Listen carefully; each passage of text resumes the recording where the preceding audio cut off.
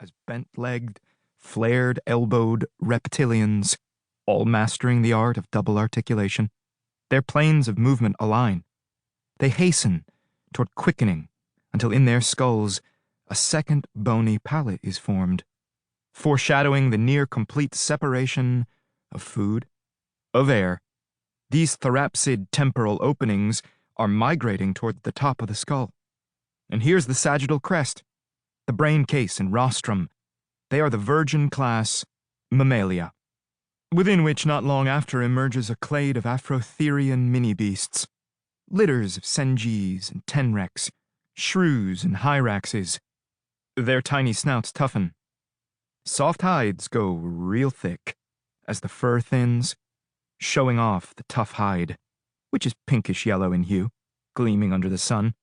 And what's there to eat? There's nothing to eat. We must find something to eat. And so they dig. A hoof appears. But the hoof is lousy at digging. It cleaves thrice and voila. Lose the pollex. Enter the claws, each a thick spoon. Enter the ears, long, soft, and tubular. Enter the buccal snout, twice as long as a pig's, half as long as an anteater's. But it is not an anteater's. This particular snout holds 9 olfactory bulbs. Best of anybody out there on the grasslands, stampeding the hot, bitchy tundra.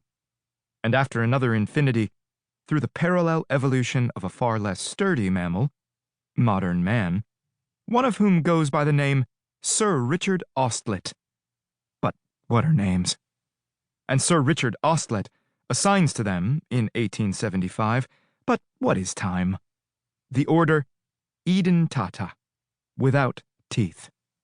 Before realizing he's wrong, the creature is in fact tubulidentata. The teeth are there, at the back, by the throat. These dentine tubes, they serve the tongue, which is itself slender, protractile, and covered with a thick, viscous substance to which ants and termites, clawed up from the ground, will all, from here on out, helplessly adhere, enter erecteripus into the log. Ostlet tells his assistant as he examines the claws. That's from the Greek. Do you know what it means? The young man shakes his head. Digging-footed, says Ostlet, with the ears of a rabbit and snout like a pig. But what to call it? He begins pacing. Enter the hare pig. The ears and snout tell us they're guided by hearing and smell. No, wait. Enter the ant bear, he says. But that's still not right. He asks one of the African hunters what they call these beasts. Aardvark, the hunter says. And the hunter, black and handsome, does not know that his people adopted the word centuries ago from Dutch colonists, as he points. Earth pig. Ostlet nods vigorously.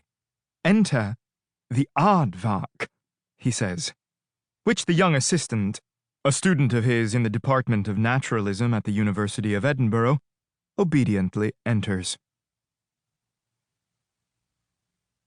Chapter 1. It is August. Congress is in recess. You are not in recess.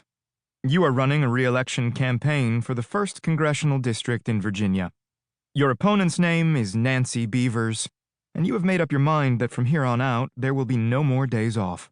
If you are going to lose your job, it is not going to be to a woman. Not a woman named Nancy. Not a woman named Nancy fucking Beavers. So you had no intention of taking today off. But today there's a heat wave. Grids are out all over the city.